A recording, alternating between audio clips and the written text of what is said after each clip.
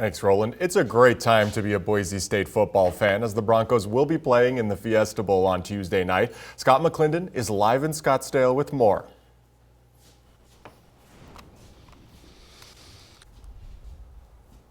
Hey Dakota, it's a fantastic night here in Scottsdale, Arizona. Check out behind me, Camelback Mountain. You can't beat that as we get ready for one of the biggest football games, not only this year, but for Boise State in the last decade. Taking on Penn State, traditional power from the Big Ten. They are the co-champs, or I should say the second place in the Big Ten. Media Day today.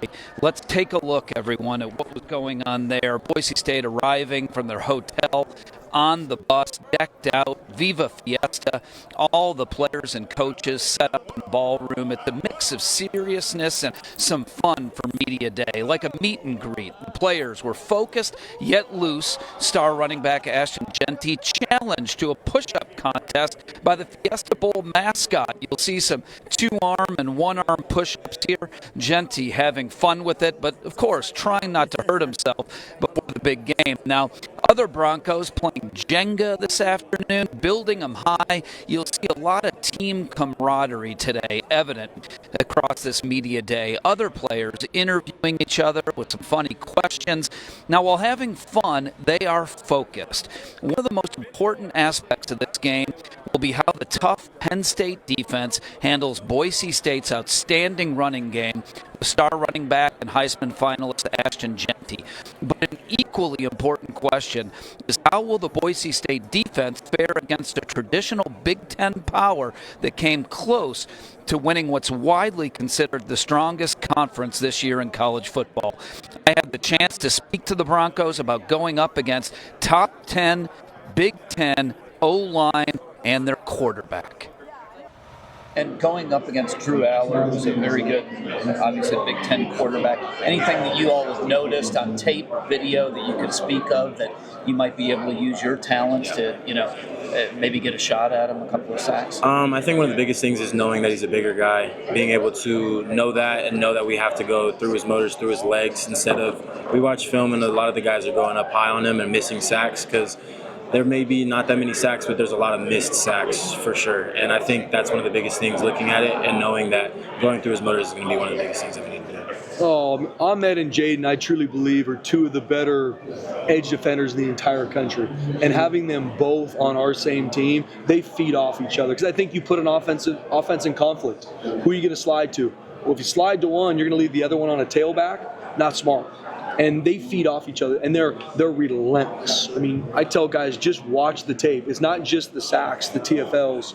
Watch them when it's, a screen play opposite of them. I mean, they will put their foot down and absolutely hunt. That's also how they practiced it. And so them being able to put their imprint on every game we've played, and Jaden Virgin Morgan has only gotten better every single game. And he's earned the right to be one of the best edge players in the country. We've all known about Ahmed, and a guy that tirelessly works to be one of the best in the entire country. So having them on our team, it's a huge advantage to us. And that's why our offensive line, our defensive front, I believe we have one of the better fronts in the country. I don't care what school you're at. Penn State has a great offensive line and a great D-line as well. I believe in ours too.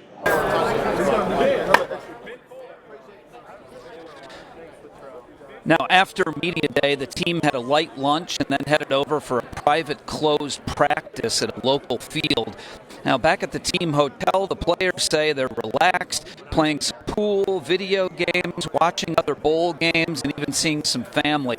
But soon it'll be all business as they try to win this game and that Fiesta Bowl trophy and advance to the semifinals in the Orange Bowl.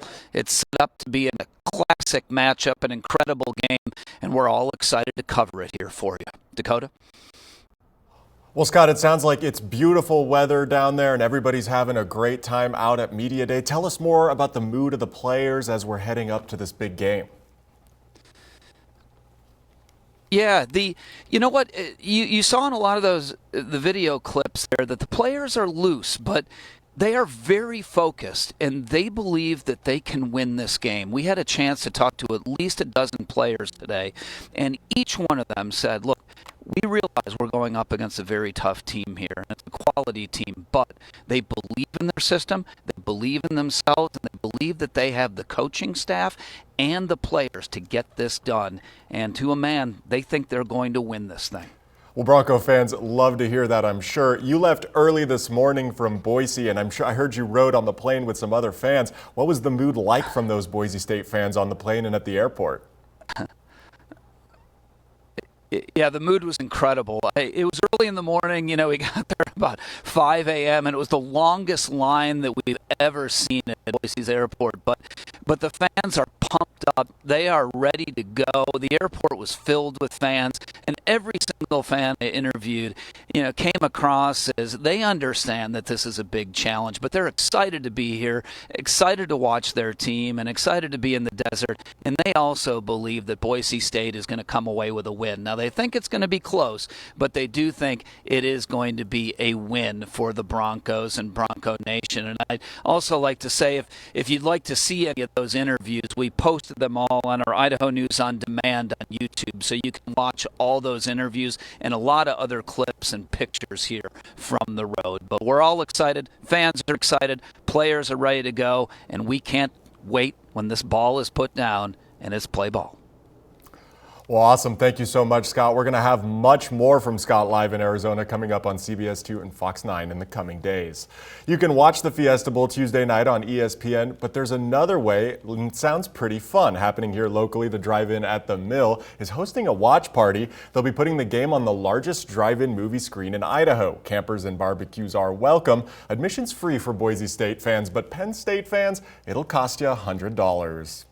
We're looking forward to bringing you more live coverage from the Fiesta Bowl. Follow along on CBS2 on Instagram and YouTube, where Scott will share what fans are experiencing, player interviews, and views from the sidelines. We already have several videos posted. We can't wait to share the Fiesta Bowl experience with you.